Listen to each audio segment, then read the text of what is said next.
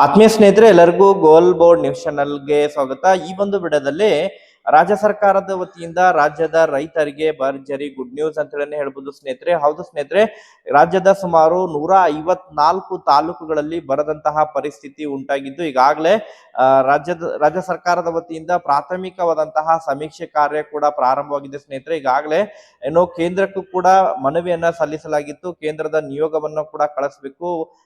ಕರ್ನಾಟಕದ ಬರ ಅಧ್ಯಯನವನ್ನ ಮಾಡಿ ಆದಷ್ಟು ಶೀಘ್ರದಲ್ಲಿ ಏನು ಬರ ಪರಿಹಾರಕ್ಕೆ ಸಂಬಂಧಪಟ್ಟಂತೆ ಏನು ಮಾನದಂಡಗಳಿದಾವೆ ಅದನ್ನ ಸಡಿಲಿಕೆಯನ್ನ ಮಾಡಿ ಕೇಂದ್ರ ಸರ್ಕಾರದ ವತಿಯಿಂದ ಹೆಚ್ಚುವರಿ ಅನುದಾನವನ್ನ ನೀಡಬೇಕು ಎನ್ನುವಂತಹ ನಿಟ್ಟಿನಲ್ಲಿ ಕೇಂದ್ರಕ್ಕೆ ಏನು ಮನವಿಯನ್ನ ಕೂಡ ಸಲ್ಲಿಸಲಾಗಿತ್ತು. ಅದಕ್ಕೆ ಸಂಬಂಧಪಟ್ಟಂತೆ ಮತ್ತು ಖುದ್ದಾಗಿ ರಾಜ್ಯ ಸರ್ಕಾರದ ವತಿಯಿಂದನೂ ಕೂಡ ಈಗ ಬರ ಪರಿಹಾರಕ್ಕೆ ಸಂಬಂಧಪಟ್ಟಂತೆ ಅಧ್ಯಯನವನ್ನ ಕೂಡ ನಡೆಸಲಿಕ್ಕೆ ಮುಂದಾಗ್ತಾ ಇದೆ ಸ್ನೇಹಿತರೆ. ಸುಮಾರು ಪ್ರಾಥಮಿಕ ಸಮೀಕ್ಷೆ ಕೂಡ ಈಗಾಗಲೇ ಲಭ್ಯವಾಗಿದ್ದು, ಪ್ರಾಥಮಿಕ ಸಮೀಕ್ಷೆ ಪ್ರಕಾರ ರಾಜ್ಯದ ಸುಮಾರು 154 ತಾಲೂಕುಗಳಲ್ಲಿ ಮತ್ತು ಸುಮಾರು ರಾಜ್ಯದ 11 ಜಿಲ್ಲೆಗಳಲ್ಲಿ ಅತಿ ಭಾರಿ ಬರ ಉಂಟಾಗಿದೆ. ಅದರ ಜೊತೆಗೆ ಸಾಧಾರಣವಾಗಿ ಸುಮಾರು ಮಳೆ ಕೊರತೆ ಉಂಟಾಗಿದ್ದು ಸುಮಾರು 11 ಜಿಲ್ಲೆಗಳಲ್ಲಿ ಎನ್ನುವಂತಹ ಪ್ರಾಥಮಿಕ ವರದಿ ಕೂಡ ಲಭ್ಯವಾಗಿದ್ದು, ಈ ಒಂದು ಜಿಲ್ಲೆಗಳಲ್ಲಿ ಸುಮಾರು 154 ತಾಲೂಕುಗಳಿಗೆ ಏನು ಬರ ಪರಿಹಾರವನ್ನ ನೀಡುವಂತಹ ನಿಟ್ಟಿನಲ್ಲಿ ರಾಜ್ಯ ಸರ್ಕಾರ ಮಹತ್ವದ ನಿರ್ಧಾರವನ್ನ ತೆಗೆದುಕೊಳ್ಳುವಂತಹ ನಿರೀಕ್ಷೆ ಕೂಡ ಇದೆ ಸ್ನೇಹಿತರೆ. ಅದಕ್ಕೆ ಸಂಬಂಧಪಟ್ಟಂತೆ ನಿನ್ನೆ ಅಷ್ಟೇ ಸಭೆ ಕೂಡ ನಡೆದಿದೆ. ಪರಿಸ್ಥಿತಿಗೆ ಸಂಬಂಧಪಟ್ಟಂತೆ ಬರ ಪರಿಹಾರಕ್ಕೆ ಸಂಬಂಧಪಟ್ಟಂತಹ ಚರ್ಚೆಗಳು ನಡೆದಿದ್ದು ಏನೆಲ್ಲ ನಿರ್ಧಾರವನ್ನ ತೆಗೆದುಕೊಂಡಿದ್ದಾರೆ ಮತ್ತು ಯಾವ ಯಾವ ಜಿಲ್ಲೆಗಳಿಗೆ ಬರ ಪರಿಹಾರ ಜಮಾ ಆಗುವಂತಹ ನಿರೀಕ್ಷೆ ಇದೆ, ಪ್ರತಿ ಎಕರೆಗೆ ಎಷ್ಟು ಬರ ಪರಿಹಾರ ಜಮಾ ಆಗುವಂತಹ ನಿರೀಕ್ಷೆ ಇದೆ, ಅದರ ಬಗ್ಗೆ ತಮಗೆ ಕಂಪ್ಲೀಟ್ ಆದಂತಹ ಮಾಹಿತಿಯನ್ನ ತಮಗೆ ಈ ಒಂದು ವಿಡಿಯೋದ ಮೂಲಕ ಇನ್ಫಾರ್ಮೇಶನ್ ಅನ್ನ ತಿಳಿಸ್ತಾ ಹೋಗ್ತೀನಿ ಸ್ನೇಹಿತರೆ. ವಿಡಿಯೋ ಕೂಡ ತಮಗೆ ಸಹಾಯ ಆಗಲಿದೆ. ಸೊ ಆ ಕಾರಣಕ್ಕಾಗಿ ಪ್ರತಿಯೊಬ್ಬ ರೈತ ಬಾಂಧವರು ಕೂಡ ವಿಡಿಯೋನ ಕಂಪ್ಲೀಟ್ ಆಗಿ ವಾಚ್ ಮಾಡಬೇಕು. ಇನ್ನೂ ಕೂಡ ತಾವು ಚಾನೆಲ್ ಅನ್ನ ಸಬ್ಸ್ಕ್ರೈಬ್ ಮಾಡ್ಕೊಂಡಿಲ್ಲ ಅಂತ ಹೇಳಿದ್ರೆ ಪ್ರತಿಯೊಬ್ರು ಕೂಡ ತಾವು ಚಾನೆಲ್ ಅನ್ನು ಸಬ್ಸ್ಕ್ರೈಬ್ ಮಾಡ್ಕೊಂಡೇ ವಿಡಿಯೋನ ವೀಕ್ಷಣೆ ಮಾಡಬೇಕು ಸ್ನೇಹಿತರೆ. ಹಾಗಾದ್ರೆ ಬನ್ನಿ ಸ್ನೇಹಿತರೆ, ತಡ ಮಾಡದೆ ಈ ಒಂದು ವಿಡಿಯೋನ ಪ್ರಾರಂಭಿಸೋಣ. ಹೌದು ಸ್ನೇಹಿತರೆ, ಈಗಾಗಲೇ ರಾಜ್ಯದ ಕೆಲವೊಂದಿಷ್ಟು ಜಿಲ್ಲೆಗಳಿಗೆ ಮಾತ್ರ ಅಂತ ಹೇಳಿದ್ರೆ ಈ ಮಲೆನಾಡು ಭಾಗದ ಕೆಲವೊಂದಿಷ್ಟು ಜಿಲ್ಲೆಗಳಿಗೆ ಮಾತ್ರ ಸ್ವಲ್ಪ ಪ್ರಮಾಣದಲ್ಲಿ ಮಳೆಯಾಗಿದೆ. ಆ ಒಂದು ಜಿಲ್ಲೆಗಳಿಗೆ ಈಗ ಬೆಳೆ ವಿಮೆ ಕೂಡ ಕಟ್ಟಲಿಕ್ಕೆ ಅವಕಾಶವನ್ನ ಕೊಟ್ಟಿದ್ದಾರೆ ಸ್ನೇಹಿತರೆ. ಬೆಳೆ ವಿಮೆಗೆ ಅರ್ಜಿಗಳು ಪ್ರಾರಂಭವಾಗಿದ್ದು ಇದೇ ಜುಲೈ 31ನೇ ತಾರೀಕಿನವರೆಗೆ ಅವಕಾಶವನ್ನ ನೀಡಲಾಗಿತ್ತು ಸ್ನೇಹಿತರೆ. ಅದನ್ನ ಮತ್ತೆ ಎಕ್ಸ್ಟೆಂಡ್ ಮಾಡಬೇಕು, ಅದನ್ನ ವಿಸ್ತರಣೆ ಮಾಡಬೇಕು ಎನ್ನುವಂತಹ ನಿಟ್ಟಿನಲ್ಲಿ ಈಗಾಗಲೇ ರೈತರು ಕೂಡ ಒತ್ತಾಯವನ್ನ ಮಾಡ್ತಾ ಇದ್ದಾರೆ.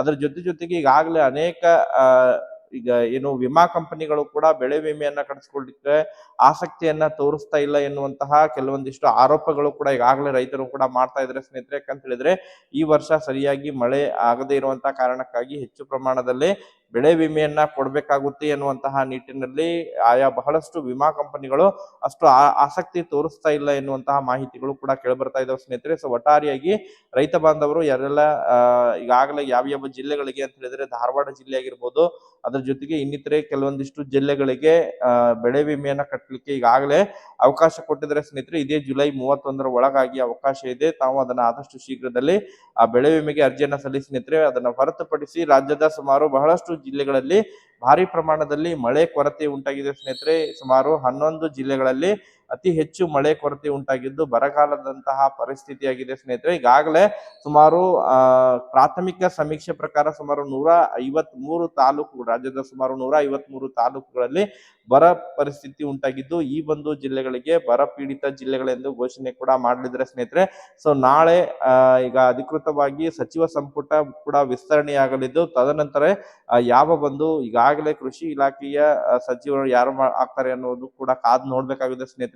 ತದನಂತರ ರಾಜ್ಯದ ಬರ ಅಧ್ಯಯನ ಕೂಡ ನಡೆಯಲಿದೆ ಸ್ನೇಹಿತರೆ. ಉಸ್ತುವಾರಿ ಸಚಿವರ ನೇತೃತ್ವದಲ್ಲಿ ಬರ ಅಧ್ಯಯನ ನಡೆಸಿ ಆದಷ್ಟು ಶೀಘ್ರದಲ್ಲೇ ಬರ ಪರಿಹಾರವನ್ನ ಕೇಂದ್ರ ಸರ್ಕಾರದ ವತಿಯಿಂದ ಆಗಿರ್ಬೋದು ಮತ್ತು ಖುದ್ದಾಗಿ ರಾಜ್ಯ ಸರ್ಕಾರದ ವತಿಯನ್ನು ಕೂಡ ಬಿಡುಗಡೆ ಮಾಡುವಂತಹ ನಿರೀಕ್ಷೆ ಕೂಡ ಇದೆ ಸ್ನೇಹಿತರೆ. ಈ ಹಿಂದೆನೂ ಕೂಡ ಕಳೆದ ಸುಮಾರು 3 ವರ್ಷಗಳ ಹಿಂದೆನೂ ಕೂಡ ಏನು ರಾಜ್ಯ ಸರ್ಕಾರದ ವತಿಯಿಂದನೇ ಬರ ಪರಿಹಾರ ಕೂಡ ನೀಡಲಾಗಿತ್ತು ಸ್ನೇಹಿತರೆ.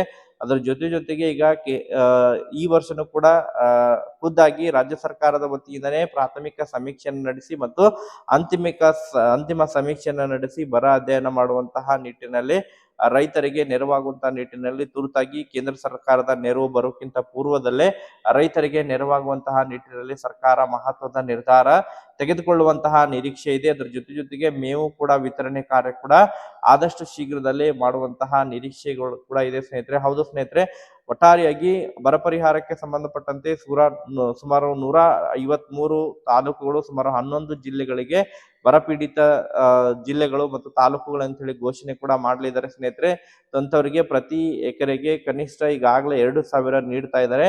ಸೊ ಅದನ್ನ ಹೆಚ್ಚುವರಿಯಾಗಿ ಪ್ರತಿ ಎಕರೆಗೆ 5,000 ಬರ ಪರಿಹಾರವನ್ನ ನೀಡಬೇಕು ಎನ್ನುವಂತಹ ರೈತರು ಒತ್ತಾಯವನ್ನ ಮಾಡ್ತಾ ಇದ್ದಾರೆ ಸ್ನೇಹಿತರೆ. ಸೊ ಒಟ್ಟಾರೆಯಾಗಿ ಅದಕ್ಕೆ ಸಂಬಂಧಪಟ್ಟಂತೆ ಸರ್ಕಾರ ಯಾವ ರೀತಿಯಾದಂತಹ ನಿರ್ಧಾರವನ್ನ ತೆಗೆದುಕೊಳ್ಳುತ್ತೆ ಎನ್ನುವಂತದ್ ಬಗ್ಗೆ ಕಾದು ನೋಡ್ಬೇಕಾಗುತ್ತೆ ಸ್ನೇಹಿತರೆ. ಅದ್ರ ಜೊತೆಗೆ ಬಹಳ ಪ್ರಮುಖವಾಗಿ ರೈತರ ಸಾಲ ಮನ್ನಾಗೆ ಸಂಬಂಧಪಟ್ಟಂತೆ ಕೂಡ ರೈತರು ಒತ್ತಾಯವನ್ನ ಮಾಡ್ತಾ ಇದ್ದಾರೆ. ವಿಶೇಷವಾಗಿ ಬರ ಪೀಡಿತ ತಾಲೂಕುಗಳು ಮತ್ತು ಜಿಲ್ಲೆಗಳ ರೈತರ ಸಾಲದ ಮೇಲಿನ ಬಡ್ಡಿ ಹೊರೆಯನ್ನಾದರೂ ಕೂಡ ಕಡಿಮೆ ಮಾಡಬೇಕು ಎನ್ನುವಂತಹ ನಿಟ್ಟಿನಲ್ಲಿ ಅನೇಕ ರೈತಪರ ಸಂಘಟನೆಗಳ ವತಿಯಿಂದ ಪ್ರತಿಭಟನೆಗಳನ್ನ ಕೂಡ ಮಾಡ್ತಾ ಇದ್ದಾರೆ ಸ್ನೇಹಿತರೆ.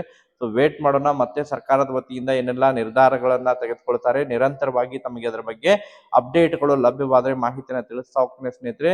ಆದಷ್ಟು ಶೀಘ್ರದಲ್ಲೇ ಬರ ಅಧ್ಯಯನ ಕೂಡ ಕಂಪ್ಲೀಟ್ ಆಗಲಿದ್ದು, ಮುಂದಿನ ತಿಂಗಳು ಒಳಗಾಗಿ ರೈತರ ಖಾತೆಗಳಿಗೆ ಬೆಳೆ ಪರಿಹಾರವನ್ನ ಜಮಾ ಮಾಡುವಂತಹ ನಿರೀಕ್ಷೆ ಕೂಡ ಇದೆ ಸ್ನೇಹಿತರೆ. ಬರ ಪರಿಹಾರ ಆದಷ್ಟು ಶೀಘ್ರದಲ್ಲೇ ಜಮಾ ಆಗುವಂತಹ ನಿರೀಕ್ಷೆ ಇದೆ. ಮತ್ತೆ ಅದಕ್ಕೆ ಸಂಬಂಧಪಟ್ಟಂತೆ ಇನ್ಫಾರ್ಮೇಶನ್ಗಳು ಲಭ್ಯವಾದರೆ ಮಾಹಿತಿನ ತಮಗೆ ತಿಳಿಸ್ಕೊಡ್ತೀನಿ. Okay, thank you for watching this video.